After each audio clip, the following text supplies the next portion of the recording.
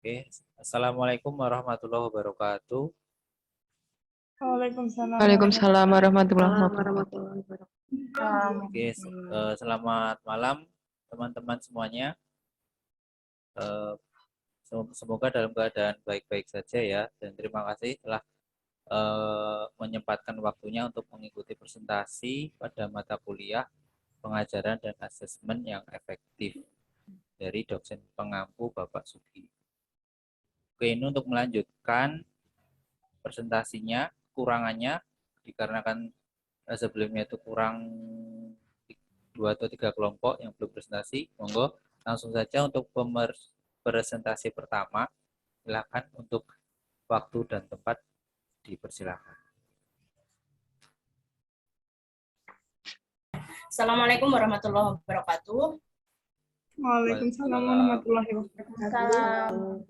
Kami dari kelompok 3 ingin mempresentasikan hasil diskusi kami mengenai konsep rancangan perencanaan pembelajaran dan asesmen yang efektif. Dengan anggota yaitu yang pertama ada Anita Wahyu Widiawati, kemudian ada Desi Husnul Khotimah, kemudian ada saya Wahyu Trianingsih.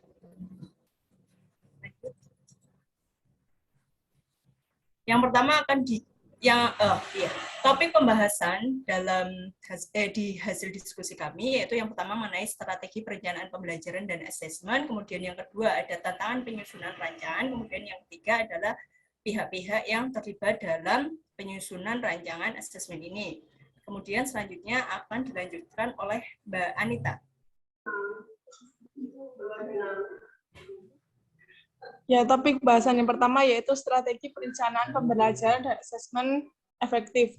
Dibagi menjadi 2 hal, yaitu pembelajaran efektif dan asesmen efektif. Lanjut, Mas. Yang pertama akan membahas pembelajaran efektif. Bagaimana strategi menciptakan pembelajaran efektif di kelas yang ada dari kelompok kami jabarkan menjadi 4 poin. Yang pertama, visualisasi. Jadi dalam pembelajaran di kelas akan efektif bila penggunaan media yang interaktif. Mungkin ada dari PowerPoint interaktif maupun media-media yang lainnya. Yang kedua adalah pembelajaran kooperatif, yaitu dalam pembelajaran mendorong peserta didik untuk berkelompok. Sehingga dalam pembelajaran tidak hanya guru yang ceramah, tetapi juga membentuk peserta didik untuk bekerja sama.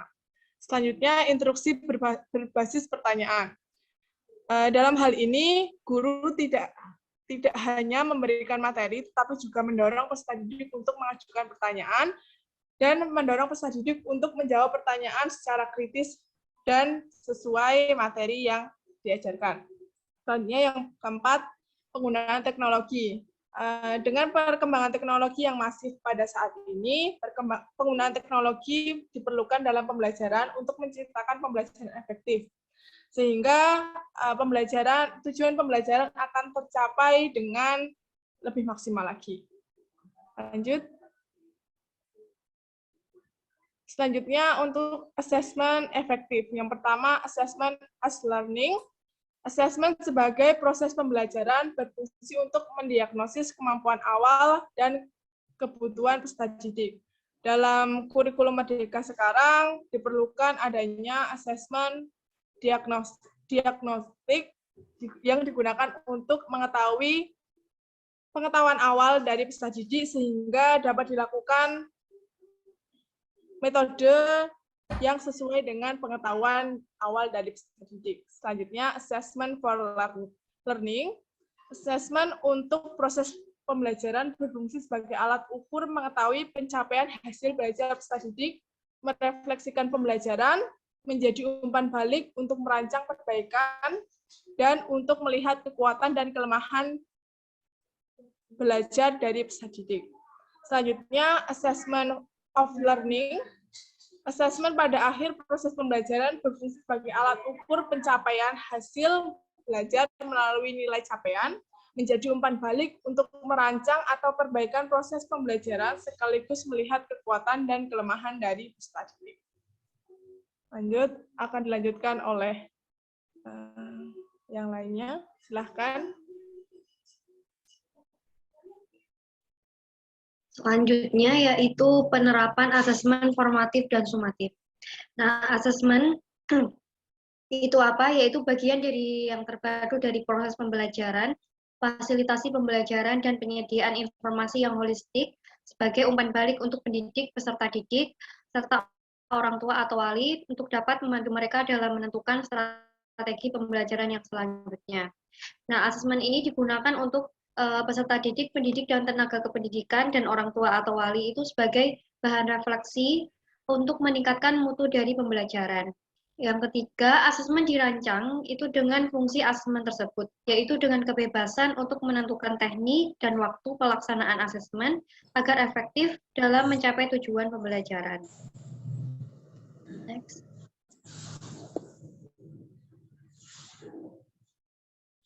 Yang selanjutnya yaitu mengenai penerapan dari asesmen formatif.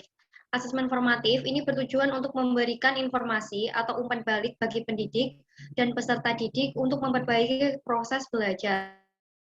Pendidik melakukan asesmen di awal pembelajaran untuk menilai kesiapan setiap individu peserta didik untuk mempelajari materi yang telah dirancang. Nah, hasil dari asesmen formatif ini digunakan untuk memperoleh informasi mengenai kekuatan dan kelemahan dari pembelajaran yang telah dilakukan.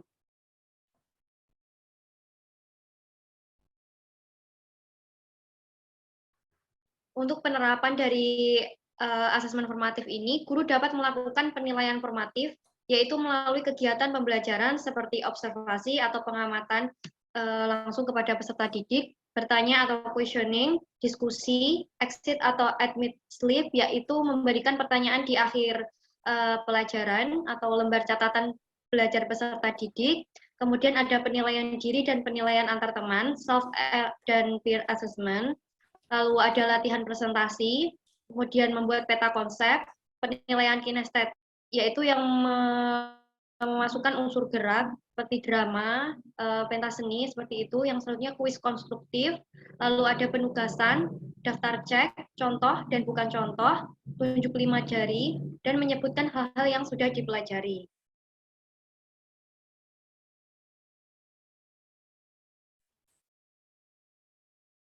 Yang selanjutnya yaitu mengenai penerapan dari asesmen sumatif.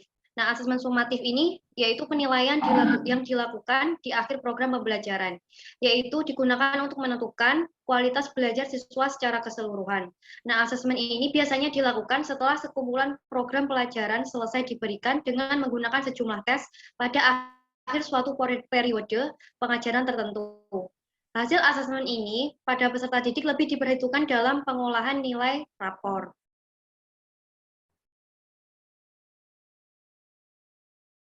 Nah, untuk penerapan dari asesmen sumatif ini, yaitu dapat berupa tes tertulis, yaitu melakukan asesmen secara tertulis, dapat dilakukan guru dengan mengajak peserta didik merefleksikan pembelajaran atau dengan membuat produk seperti jurnal, essay, dan poster, atau dengan melakukan ujian tertulis. Yang selanjutnya ada yang bentuk tidak tertulis, yaitu asesmen sumatif yang tidak tertulis pada peserta didik, bisa melalui kegiatan diskusi kelompok kelas, membuat pertunjukan drama, penilaian pada produk yang dibuat, presentasi materi atau hasil tugas, hingga tes lisan.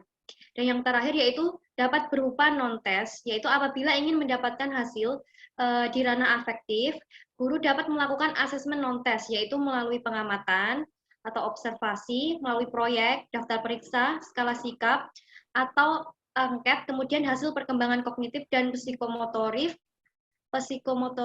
dapat dikumpulkan melalui sebuah portofolio. Selanjutnya akan dilanjutkan oleh teman saya. Kemudian yang selanjutnya adalah pihak-pihak yang terlibat dalam merancang rancangan pembelajaran dan asesmen yang efektif. Yang pertama itu adalah pemerintah pusat, di mana pemerintah pusat ini yang nantinya akan menentukan kebijakan kurikulum yang dipakai pada satuan pendidikan. Kemudian ada pemerintah daerah ini mencakup ada pengawas, kemudian ada dinas pendidikan, yang di mana pemerintah daerah ini nanti akan mengembangkan kurikulum dan yang di dalamnya itu akan memuat asesmen juga yang disesuaikan dengan daerahnya masing-masing. Kemudian ada sekolah ini menyangkup ada kepala sekolah, kemudian ada komite sama pengembang kurikulum. Jadi kepala sekolah ini dia kan dia akan menyampaikan ide atau gagasan dan mengkoordinasikan kegiatan dengan merencanakan, mengorganisasikan, melaksanakan, memimpin, dan mengendalikan segenap usaha dalam pencapaian tujuan pendidikan bersama dengan pengembang kurikulum. Kemudian kalau untuk komite, itu dia akan memberikan atau menyampaikan gagasan, usulan-usulan, atau pertimbangan-pertimbangan untuk penyempurnaan kurikulum yang dalamnya juga ada asesmen yang ada. Selanjutnya adalah guru. Guru ini nanti akan mengembangkan asesmen yang sesuai dengan CP, TP, dan ATP. Kemudian ada peserta didik, ini disesuaikan dengan karakteristik peserta didik di masing-masing sekolah. Lanjutnya, Mas. Oke, demikian. Terima kasih presentasi dari kelompok kami. Apabila nanti ada pertanyaan disambung di akhir. Demikian kami tutup. Assalamualaikum warahmatullahi wabarakatuh. Waalaikumsalam. Waalaikumsalam warahmatullahi wabarakatuh. Oke, terima kasih.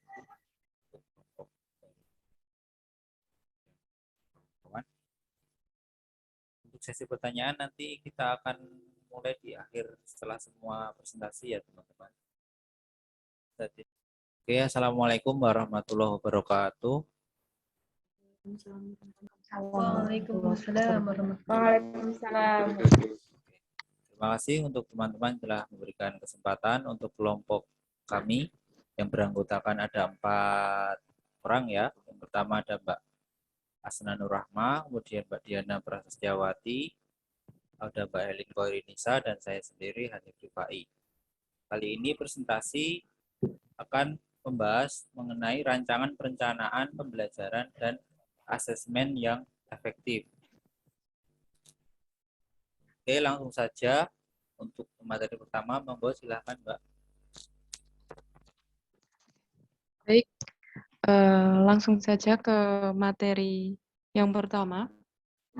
Jadi sebelum masuk ke rancangan pembelajaran yang efektif, kita harus mengetahui dulu prinsip pembelajaran yang akan kita gunakan besok seperti apa. Jadi yang pertama, prinsip pembelajaran dirancang dengan mempertimbangkan tahap perkembangan dan tingkat pencapaian peserta didik saat ini, sesuai kebutuhan belajar serta mencerminkan karakteristik dan perkembangan yang beragam. Yang kedua, pembelajaran dirancang dan dilaksanakan untuk membangun kapasitas untuk menjadi pembelajar sepanjang hayat.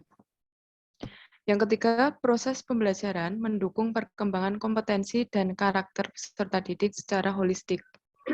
Keempat, pembelajaran yang relevan, yaitu pembelajaran yang dirancang sesuai konteks, lingkungan, dan budaya peserta didik, melibatkan orang tua dan masyarakat sebagai mitra.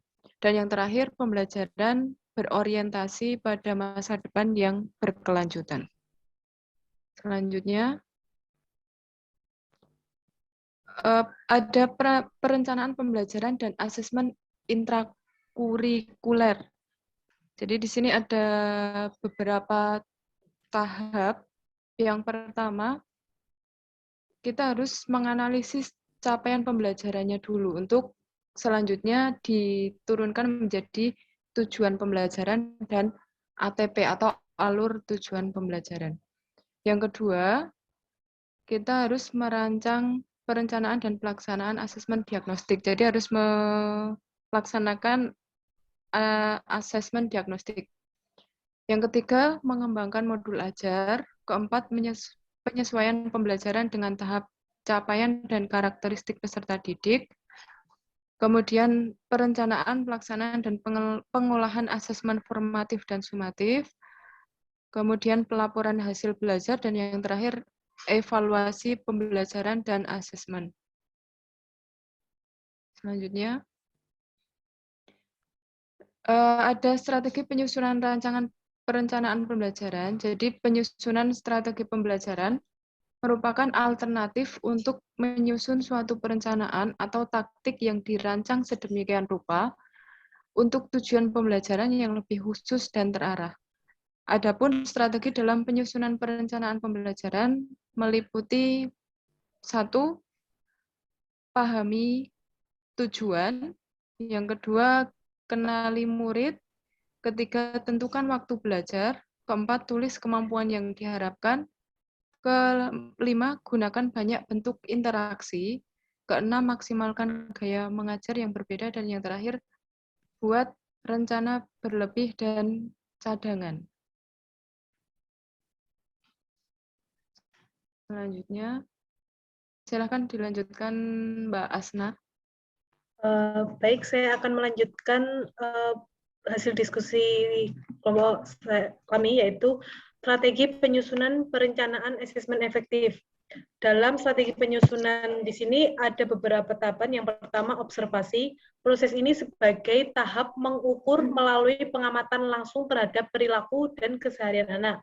Yang kedua, ada analisa sampel kerja, yaitu pengukuran informasi yang dilakukan menggunakan hasil kerja siswa, seperti hasil tes, hasil praktek, dan juga lainnya. Kemudian ada analisis tugas, yaitu sebagai kegiatan pemisahan, pengurutan, dan juga penguraian komponen.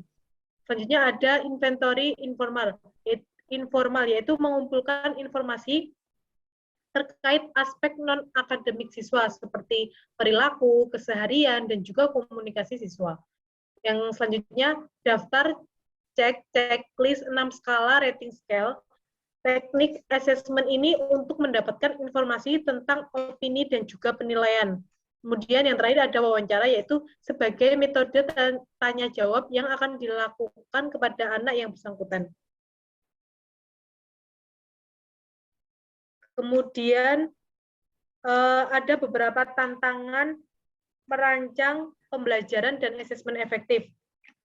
Menurut Kemendikbud tahun 2021 tentang pembelajaran dan asesmen Jakarta, Badan Penelitian dan Pengembangan dan Perbukuan, tantangannya yaitu heterogenitas karakteristik dan kebutuhan peserta didik, pemilihan dan penerapan metode pembelajaran terlalu sulit atau terlalu mudah, selanjutnya kepentingan sekolah atau pendidik, kemudian mengenali tahap perkembangan maupun pengetahuan peserta didik, selanjutnya ada homogenitas stimulus yang diberikan pendidik.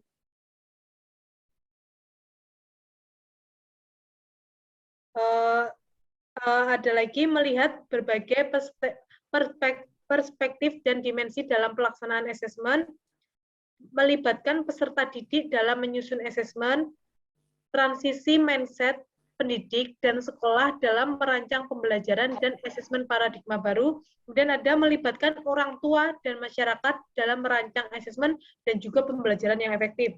Selanjutnya ada pembelajaran dengan kegiatan yang sama dari tahun ke tahun dengan soal tes dan ujian yang sama.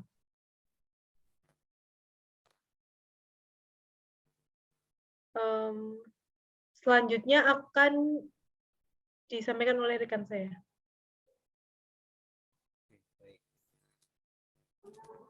Untuk selanjutnya adalah pihak yang dilibatkan dalam penyusunan rancangan perencanaan pembelajaran ya dalam asesmen yang efektif. Itu kelompok kami menjabarkan ada kurang lebih ada 6 sampai 7 yang pihak dilibatkan ya. Yang pertama itu ada kepala sekolah, yang jelas kepala sekolah itu yang memiliki kewenangan di sekolahnya ya, yang mengawasi proses pembelajaran guna meningkatkan mutu pendidikan dalam proses perencanaan pembelajaran efektif.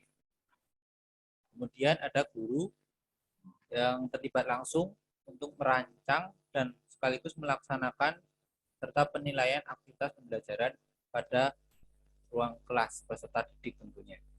Kemudian ada dari distrik Pemda atau pusat, dalam hal ini adalah Dinas Pendidikan ya, yang memiliki mengeluarkan kebijakan untuk membuat suatu rancangan pengajaran asesmen yang efektif. Kemudian ada dari pihak orang tua, yang mana orang tua ini tugasnya adalah untuk bagian dari pengawasan masyarakat terkait proses pembelajaran. Dalam hal ini orang tua sekaligus masyarakat ya sebagai pengawas untuk penunjang proses pengajaran efektif. Kemudian ada komite sekolah, yaitu suatu lembaga mandiri yang beranggotakan orang tua wali, peserta didik, dan ada komunitas sekolah, yang mana tugasnya adalah pengawasan secara menyeluruh untuk proses pengajaran yang efektif. Oke, sekian dari kelompok kami. Mungkin ada tambahan atau dari Mbak Diana mungkin? Iya, teman-teman tadi sudah dijelaskan sedemikian rupa oleh teman-teman saya bahwa ada beberapa poin, dan di sini saya hanya ingin kembali menjelaskan bagaimana tantangan merancang pembelajaran dan asesmen yang efektif itu yang sudah disampaikan oleh Mbak Asna. Ini kan memang disarikan, diambil dari pembelajaran dan asesmen. Tapi ketika teman-teman mencari hal ini atau cari keywordnya aja gitu kan, tantangan merancang pembelajaran mungkin tidak akan ditemukan secara langsung, karena dari Kemendikbud sendiri tidak memperlihatkan atau tidak memberikan gambaran secara jelas bahwa inilah tantangannya seperti itu. Nah, kenapa kami bisa mengambil kesimpulan ini? Karena dari hasil diskusi dari kelompok kami sebelumnya, Mas Hanif, mohon maaf di slide sebelumnya. Oke, nah dari sini kita ketahui bahwa balik ke slide yang tadi disampaikan Mbak Asna dulu, Mas Hanif. Sebelumnya lagi, Mas. Oke. Nah, ini kan ada strategi-strateginya ya. Jadi ada observasi, analisa sampel kerja, analisis tugas, inventory, dan lain sebagainya. Next. Dan di assessment sendiri dari kelompok sebelumnya yang disampaikan oleh kelompok Mbak Wahyu dan teman-teman juga menyampaikan bahwa assessment itu ada S, for, and apa? Teman-teman satu lagi, of learning kayak gitu ya. Jadi ketika assessment itu dilihat sebagai bagian dari proses pembelajaran, next Mas Hanif, maka tantangan terbesar dalam penyusunan assessment agar efektif itu salah satunya adalah karakteristiknya kan peserta didik itu kan macam-macam. Ada di presentasi kelompok sebelumnya juga yang tadi secara offline di kelas juga disampaikan bahwa ada kelas-kelas siswa yang memang bisa menyesuaikan diri atau yang slowly learner dan lain sebagainya. Nah, heterogenitas karakteristik dan kebutuhan ini menjadi tantangan tersendiri bagi seorang pendidik maupun komponen dari pihak sekolah untuk merancang pembelajaran dan asesmen yang efektif. Selanjutnya, saat ini kita perlu untuk memilih dan menerapkan metode pembelajaran. Kalau di paradigma lama kita ketahui Bapak Ibu pendahulu kita, Bapak Ibu guru yang memang sudah menerapkan paradigma lama, lebih banyak teacher center dengan metode ceramah, maka saat ini kita perlu untuk membuat peran pembelajaran maupun asesmen itu agar lebih bervariasi seperti itu. Selanjutnya, ada juga kepentingan sekolah atau pendidik. Jadi ketika sekolah atau pendidik memiliki kepentingan lain di luar pembelajaran, jadi hanya misalnya kepentingannya adalah mendongkrak nilai, mendongkrak ke nama suatu satuan pendidikan seperti itu, maka ini menjadi tantangan tersendiri. Apakah bisa merancang pembelajaran yang efektif, asesmen yang efektif, atau hanya sekedar seadanya saja seperti itu. Lalu stimulus yang diberikan pendidik itu rata-rata homogen. Jadi misal seapresiasi, oh bagus, pintar, keren. Nah itu kan homogen. Itu menjadi tantangan tersendiri. Maka kita harus memberikan rangsangan, stimulus yang berbeda-beda dalam setiap asesmen maupun pembelajaran yang dilakukan kayak gitu proses pembelajarannya. Selanjutnya, ketika ada pembelajaran itu terlalu sulit materinya atau malah justru terlalu mudah, ini menjadi tantangan tersendiri. apakah asesmen itu kira-kira bisa mengakomodasi pembelajaran tersebut ke dalam kegiatan yang dapat dipahami oleh siswa seperti itu. Jadi tantangan lainnya juga tentang tahapan perkembangan maupun pengetahuan peserta didik. Nah, next Mas Hanif. Tentang keterkaitan antara tahap perkembangan maupun pengetahuan peserta didik ini, mohon maaf, next Mas Hanif. Bisa di next. Oke. Nah, ya. Maka kita perlu melihat perspektif dan dimensi dalam pelaksanaan asesmen. Apakah hanya perspektif isinya saja, kognitifnya saja, atau juga kemampuan psikososialnya siswa seperti itu. Itu menjadi tantangan tersendiri bagi seorang pendidik. Oke, sebelumnya Mas Hanif. Nah, lalu untuk melibatkan peserta didik dalam menyusun asesmen, yaitu yang ketika asesmen saat proses pembelajaran tadi ya, seperti self assessment maupun peer assessment. Jadi itu juga tantangan bagi seorang pendidik. Apakah nantinya itu bisa mewakili data yang dibutuhkan seperti itu? Apakah bisa memperlihatkan bahwa memang siswa itu teruji dari asesmen oleh teman maupun asesmen dirinya sendiri seperti itu, atau hanya sekedar melengkapi kebutuhan penilaian saja. Nah, selanjutnya kita perlu melihat transisi mindset pendidik dan sekolah dalam merancang pembelajaran dan asesmen dalam paradigma baru. Jadi memang ini tantangan besar buat pendidik di Indonesia, tidak hanya karena memang proyek paradigma baru ini kan masih terus-menerus diinternalisasikan. Jadi belum semua sekolah, belum semua satuan pendidikan itu mengikuti konsep pembelajaran paradigma baru. Maka untuk transisi perpindahan itu perlu waktu, perlu usaha, tenaga, juga kemauan, mindset, pola pikir dari pendidik maupun sekolah untuk merancang pembelajaran maupun asesmen yang sesuai dengan masyarakat. Untuk merancang ini juga menjadi tantangan tersendiri. Bagaimana kita bisa membahasakan, mengkomunikasikan kepada orang tua bahwa hasil dari asesmen itu akan digunakan untuk perbaikan ke anak didik ya, peserta didik. Jadi tidak hanya sebagai orang tua itu nggak hanya taunya saya sekolahkan anak saya tahunya dia nilai bagus, dia dapat ranking. Oh, nggak seperti itu. Nah, bagaimana usaha pendidik, usaha sekolah untuk melibatkan orang tua dan masyarakat. Nah, untuk pelibatan masyarakat sendiri itu bisa menjadi narasumber dalam unjuk kerja dan lain sebagainya. Selanjutnya yang terakhir, yang bisa kami sarikan adalah pembelajaran dengan kegiatan yang sama dari tahun ke tahun dengan soal tes dan ujian yang sama. Ini tantangan tersendiri. Karena memang ada beberapa yang mungkin keterbatasan waktu atau juga keterbatasan materi pembelajaran, jadi memang soal tes dan ujiannya itu sama dari tahun ke tahun. Saya pernah mengalami ketika semasa saya bersekolah di sekolah menengah atas dulu juga ada salah satu mata pelajaran yang dari tahun ke tahun soalnya sama seperti itu. Nah, itu menjadi tantangan tersendiri untuk merancang pembelajaran dan asesmen sehingga bisa efektif. Seperti itu, teman-teman. Monggo, saya kembalikan kepada Mas Hanif.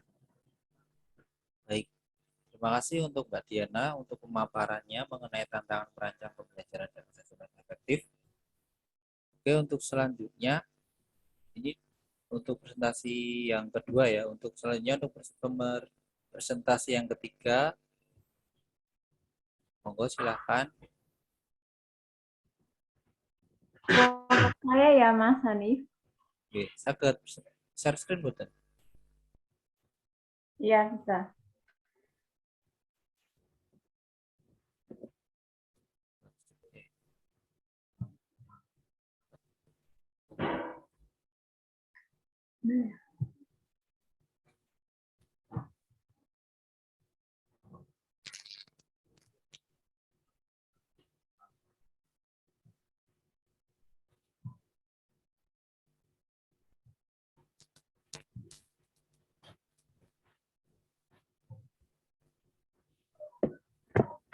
Bismillahirrahmanirrahim. Sebelumnya, Assalamualaikum warahmatullahi wabarakatuh. Waalaikumsalam. Bentar, kok saya off cam ya?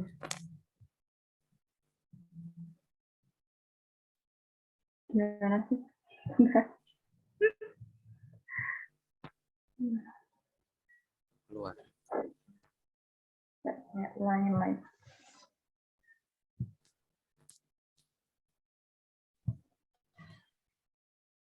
Sudah kelihatan belum ya?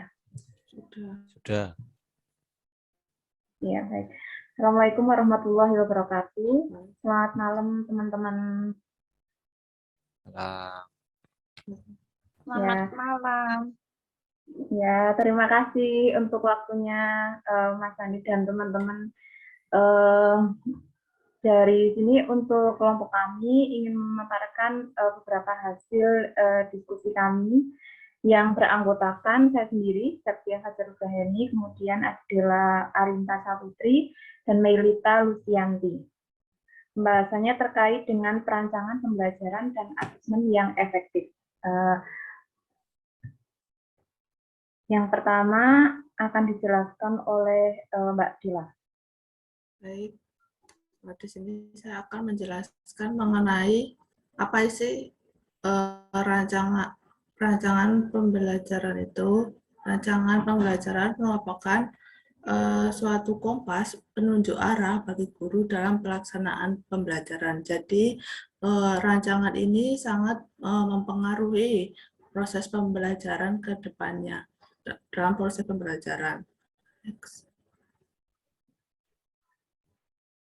Kemudian yang kedua ada asesmen. Asesmen merupakan bagian terpadu dari proses pembelajaran, memfasilitasi pembelajaran, dan menyediakan informasi yang holistik sebagai umpan balik untuk pendidikan, peserta didik, dan orang tua agar dapat memandu mereka dalam menentukan strategi pembelajaran selanjutnya. Untuk strategi penyusunan rancangan pembelajaran dan asesmen yang efektif itu terdapat 7 tahapan. Yang pertama ada menganalisis capaian pembelajaran untuk menyusun tujuan pembelajaran dan alur tujuan pembelajaran. Yang kedua ada perencanaan dan pelaksanaan asesmen dan diagnostik. Jadi sebelum kegiatan pembelajaran dimulai, seorang guru perlu melakukan asesmen diagnostik dulu terhadap peserta didik.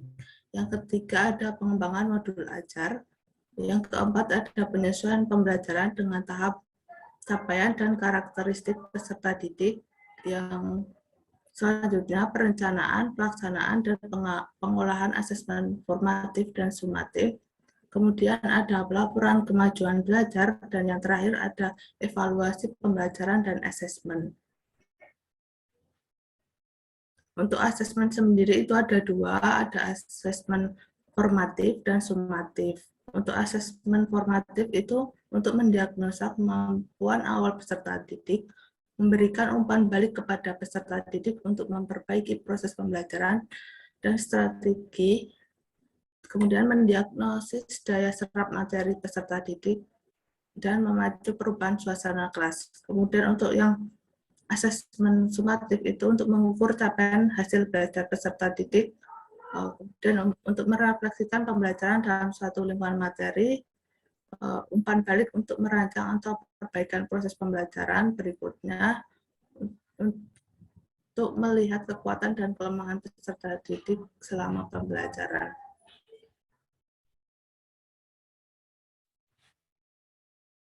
Asesmen yang efektif untuk mencapai capaian pembelajaran untuk yang asesmen formatif itu penilaiannya dilakukan guru terhadap peserta didik untuk memantau kemajuan belajar peserta didik selama kegiatan pembelajaran berlangsung. Untuk tekniknya itu ada praktik, produk, proyek, portofolio, tes tertulis ataupun lisan. Untuk hasilnya berupa produk hasil belajar, jurnal hasil refleksi peserta didik, dan rencana tindak lanjut atau hasil asesmen, catatan, hasil observasi, catatan anekdot, dan nilai berupa angka. Untuk asesmen yang sumatif, penilaian rutin yang biasanya dilakukan di waktu tertentu atau setiap akhir waktu satuan waktu. Tekniknya ada praktik, produk, proyek, portofolio, tes tertulis atau lisan. Hasilnya berupa produk hasil belajar, nilai berupa angka. Untuk selanjutnya akan dilanjutkan oleh Mbak Mailita.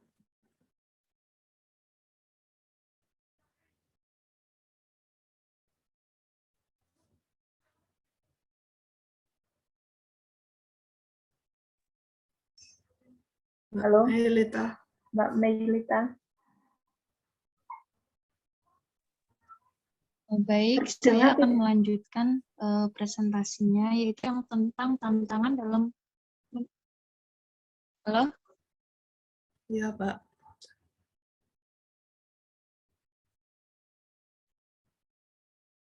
Selanjutnya, ya. Selanjutnya, tantangan dalam menyusun rancangan perencanaan pengembangan kurikulum.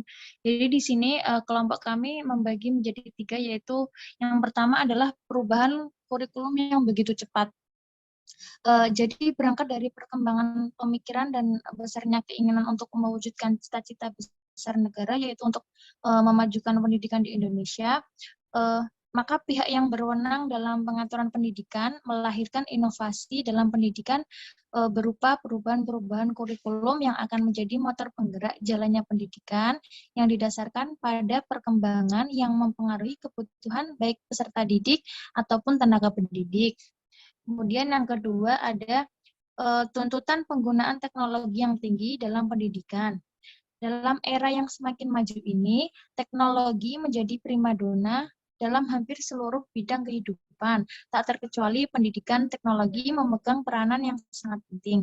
Apalagi dalam menghadapi keadaan dunia selama tahun 2020 ini sampai sekarang tahun 2022, di mana semua aspek kehidupan nyaris dilumpuhkan karena situasi pandemik yang tidak berkesudahan. Kemudian yang ketiga ada kesulitan untuk mempraktekkan ilmu dalam kegiatan sehari-hari.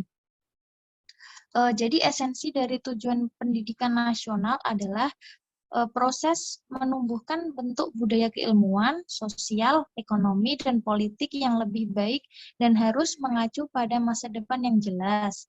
Itu tercantum pada pembukaan Undang-Undang Dasar tahun 1945 alinea 4. Jadi dalam proses pendidikan idealnya harus ada keseimbangan antara teori dan praktek. Selanjutnya akan disampaikan oleh teman saya, Mbak Septia. Ya, selanjutnya itu membahas terkait dengan pihak-pihak yang perlu terlibat dalam rancangan untuk membuat pelajaran seperti itu. Yang pertama itu ada pendidik atau guru, yaitu berperan membuat rencana pembelajaran, mengembangkan materi, kemudian mempersiapkan media yang akan digunakan, yang dibuat atas dasar pertimbangan kondisi peserta didik.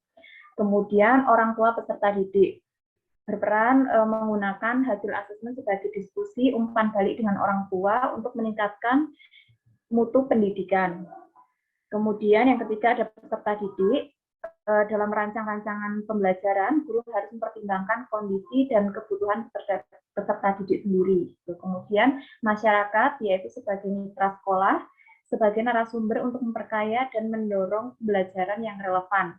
Kemudian ada kepala sekolah, itu sebagai implementer, jika guru berperan untuk mengaplikasikan rancangan pembelajaran yang sudah ada, maka kepala sekolah sebagai pengontrol. Kemudian yang terakhir ada komite sekolah, peranan komite sekolah sebagai pendukung dengan memberikan dukungan secara material dan non-material. Seperti itu. Dan diskusinya, terima kasih. Ini adalah hasil diskusi dari kelompok kami. Mungkin ada pertanyaan atau mungkin saya kembalikan ke moderator Mas Tani. Oke, baik. Terima kasih untuk kelompok dari Pak Septia dan kawan-kawan telah memaparkan isi dari presentasinya. Untuk saat ini, karena sudah 3 kelompok yang sudah presentasi, tiba saatnya masuk ke sesi tanya jawab atau diskusi ya. Monggo silahkan yang ingin bertanya atau menambahkan atau menyanggah atau memberi saran atau masukan yang lainnya, monggo. Saya buka untuk termin pertama. Atau minimal satu kelompok ada yang bertanya satu gitu ya. Monggo, silakan. Baik, Mbak Melita, monggo Mbak Melita. Oh, baik, terima kasih Mas Hanif waktunya. Di sini saya ingin bertanya kepada kelompoknya Mbak Anita ya, sama Mbak Wahyu. Jadi kan di penjelasan presentasinya kelompok Mbak Ayu itu ada pembelajaran yang efektif itu instruksi berbasis pertanyaan. Jadi mendorong peserta didik untuk mengajukan pertanyaan. Nah, di sini kan mungkin kalau di PPL di SMA 6, Mbak Anita kan sudah merasakan, itu kan ada masalah ketika dalam satu kelas itu karakteristiknya peserta didik yang diam. Diam bukan berarti gimana ya, kayak mengacuhkan kayak gitu loh. Jadi kita sebagai pendidik juga bingung bagaimana cara untuk memantik mereka agar mereka itu aktif dan mengajukan pertanyaan. Jadi pertanyaannya, bagaimana cara Mbak Anita atau mungkin kelompoknya untuk menanggapi dalam satu kelas itu karakteristik peserta didiknya diam kayak gitu. Terima kasih.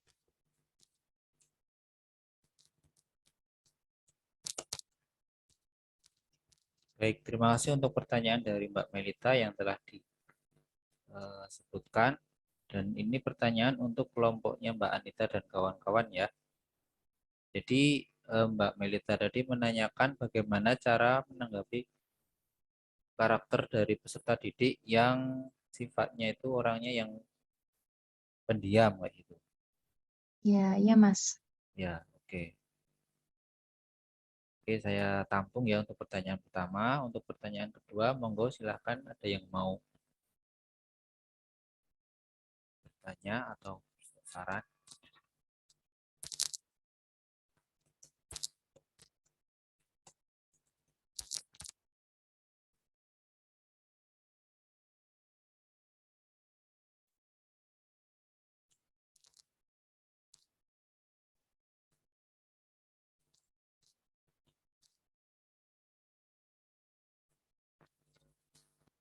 Monggo ada yang mau bertanya? Atau dari Mbak Anita sudah siap untuk menjawab pertanyaan dari Mbak Melita?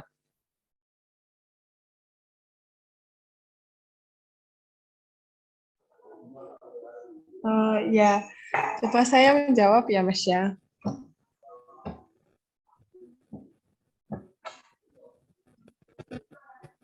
Nanti mungkin bisa teman-teman yang dari kelompok dari Mbak Ayu atau Mbak Desi bisa menambahkan.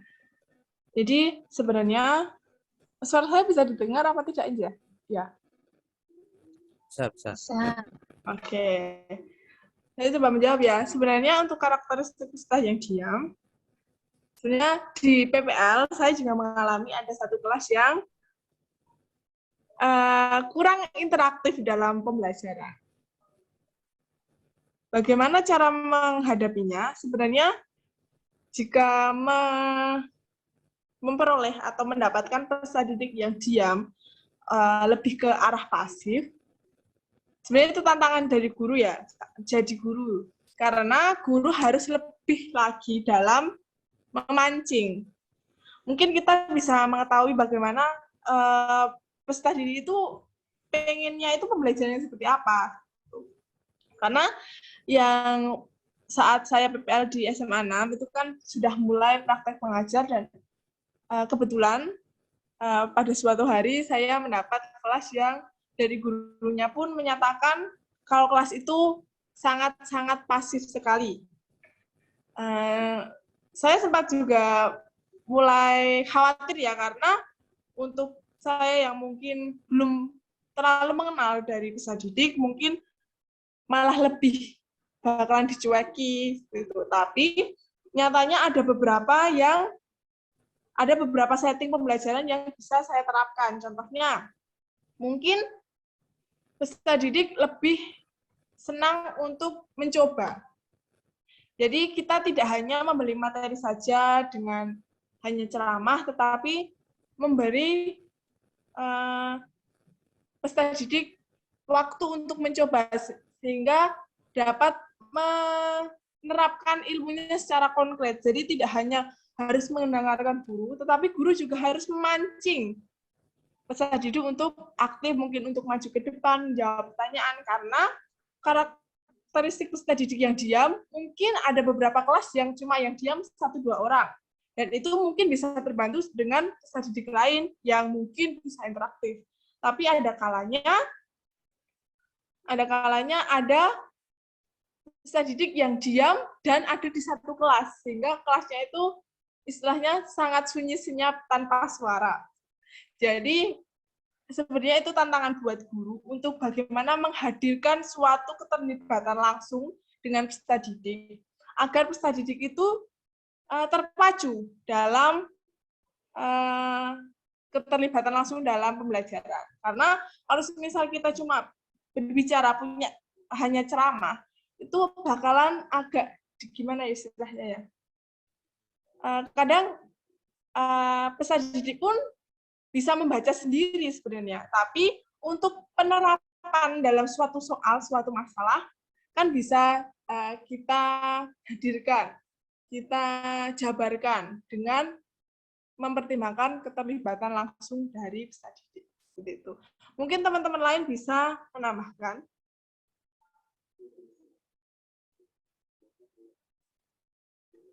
Oke, Ya, baik. Mbak Diana. Untuk Mbak Diana, monggo. Ya, baik. Terima kasih atas penjelasannya, Mbak Anita, Mas Hanif. Saya ingin memberikan tambahan aja. Mungkin ini bisa kita terapkan juga. Dan saya juga tadi tertarik pertanyaannya tentang bagaimana mengatasi karakteristik peserta didik yang diam atau cenderung pasif gitu, ya. Tadi kan disampaikan Mbak Anita, gurunya lebih interaktif, betul. Dan saya ingin menambahkan sedikit, bisa juga dengan melalui pendekatan-pendekatan yang memang kan siswa tadi mencoba. Nah, salah satunya kita bisa kaitkan dengan pembelajaran berbasis teknologi, di mana kemarin kita pernah diajarkan tentang pembuatan jejak pendapat bisa melalui Mentimeter ataupun idea board kayak gitu, untuk memberikan persepsi, memberikan pemanasan, memberikan pertanyaan kepada siswa peserta didik. Jadi meskipun mereka diam, tapi tangannya itu gerak-gerak gitu kan. Nah itu tapi monggo, itu tergantung nanti apakah di sekolah yang bersangkutan itu diizinkan atau tidak untuk membawa HP kayak gitu. Kalaupun memang diizinkan, maka itu bisa menjadi salah satu solusi yang operasional yang bisa langsung dilaksanakan kayak gitu.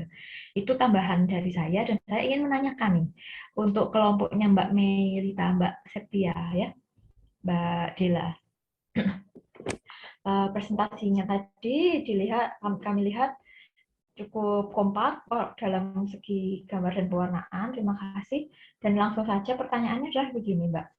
Tantangan dalam menyusun rancangan pembelajaran itu tadi ya, kesulitan untuk mempraktekkan ilmu dalam kegiatan sehari-hari. Nah, bagaimana sih untuk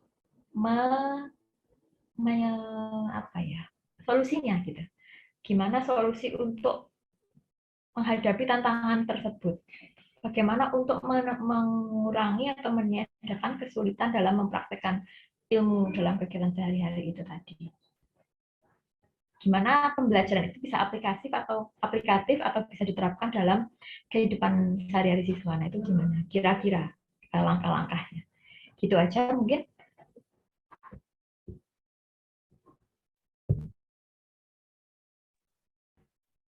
Terima kasih Mas Hanif. Oke, dari Mbak Melita mungkin sudah menulis ya pertanyaannya ya. Jadi yang ditanyakan tadi Mbak Diana, gimana solusi dalam menghadapi tantangan peserta didik gitu ya, pemahaman peserta didik gitu ya. Ya, Mas Hanif. Saya ingin mencoba menjawab ya. Jadi tantangan itu kan tadi kesulitan untuk mempraktekkan ilmu dalam kegiatan sehari-hari. Nah, solusinya menurut kami Itu yang pertama penguatan teori dulu. Jadi penguatan teori materi yang akan kita ajarkan ke peserta didik. Jadi misalnya kita menyampaikan materi tentang mitigasi bencana. Nah, penguatan teori kita itu dikuatkan dulu, kemudian kita mencari apakah mitigasi bencana itu bisa dikaitkan dengan kehidupan sehari-hari peserta didik. Nah, apabila bisa, kita akan mencari cara bagaimana itu bisa masuk ke dalam pikiran peserta didik. Jadi setelah teori itu dikuatkan, kemudian kita praktekkan ke peserta didik. Setelah berhasil, jadi ilmu yang diterima oleh peserta didik itu bisa lebih kuat gitu loh. Jadi bisa lebih mengena gitu. Jadi yang pertama penguatan teori dulu Mbak Diana. Mungkin teman-teman ada yang mau menambahkan? Saya mencoba menambahkan ya. Jadi memang betul penguatan materi terlebih dahulu. Lah di sela-sela untuk cara yang kedua itu di sela-sela ketika kita pembelajaran gitu ya, proses pembelajaran itu nanti bisa untuk disampaikan untuk penerapannya agar siswa itu bisa mengaplikasikan. Untuk contohnya kayak gini, misalkan untuk geografi materi, misalkan pelestarian lingkungan hidup misalkan. Itu untuk intinya materinya untuk melestarikan lingkungan hidup, contohlah membuang sampah. Kita tahu teorinya bahwa membuang sampah di sungai itu tidak baik. Nah, di situ diselipkan bahwa seperti mengingatkan gitu, mengingatkan tapi lebih realistis gitu. Misalkan jangan membuang sampah sembarangan gitu ya, misal, dan cara memilah sampah organik non organik begitu nanti diselipkan di materi tersebut gitu. Jadi tidak hanya teori saja, tapi diselipkan agar nanti peserta didiknya itu bisa menerapkan ketika di luar sekolah seperti itu. Jadi tidak terus materi oh ya tahu, tapi tetap diselipkan, diingatkan begitu. Nah nantinya itu masuk ke nilai sikap juga bisa sih seperti itu. Mungkin ada yang menambahkan.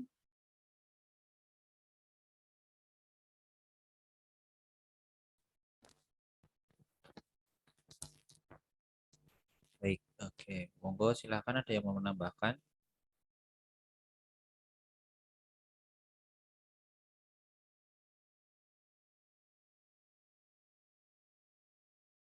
Oke, jadi tentang solusi tantangannya salah satunya itu tadi ya, benar dari yang dipaparkan oleh Mbak Rita dan Mbak Septia mengenai penguatan teori ya. Sama melakukan mengingatkan daripada peserta didik supaya dapat hidup lebih sehat dan membuang sampah tidak sembarangan. Begitu Mbak Diana, jadi jawaban dari kelompok kami seperti itu kurang lebihnya. Oke, Mbak Septia dan teman-teman, terima kasih atas jawabannya. Baik, terima kasih untuk semuanya dan teman-teman yang telah memberikan pertanyaan dan memberikan jawaban yang luar biasa. Selanjutnya untuk pertanyaan selanjutnya, ada yang mau ngasih pertanyaan? 1 kali pertanyaan, monggo silakan. Mungkin yang berkaitan tentang pembelajaran asesmen.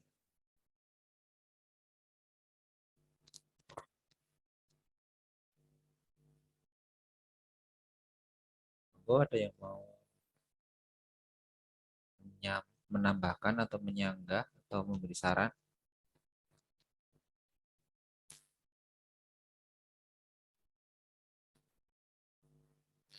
Atau sudah dicukupkan saja ya untuk pertemuan diskusi presentasi kali ini? Ya Mas, mungkin cukup.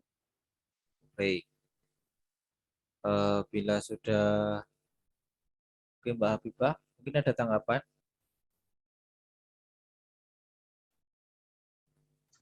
Sudah cukup. Terima kasih untuk semua kelompok yang sudah menyampaikan materi hari ini ya. Itu saja mungkin. Oke, ya. Baik, terima kasih Bu Arifah dan teman-teman semuanya. Terima kasih untuk waktu dan kesempatannya malam ini. Kita telah mempresentasikan 3 kelompok ya dari mata kuliah pengajaran asesmen efektif. Semoga dari pemaparan presentasi ini dapat bermanfaat untuk kita semua dan bisa menambah keilmuan kita dan dapat diterapkan pada peserta didik kita kelak kita kalau sudah menjadi guru di SMA. Cukup sekian dari saya. Bila ada salah kata mohon maaf. Billahi taufiq wal hidayah. Wassalamualaikum warahmatullahi wabarakatuh. Waalaikumsalam warahmatullahi wabarakatuh. Ya, terima kasih. Semangat semuanya. Ya, selamat malam. Malam teman-teman, terima kasih.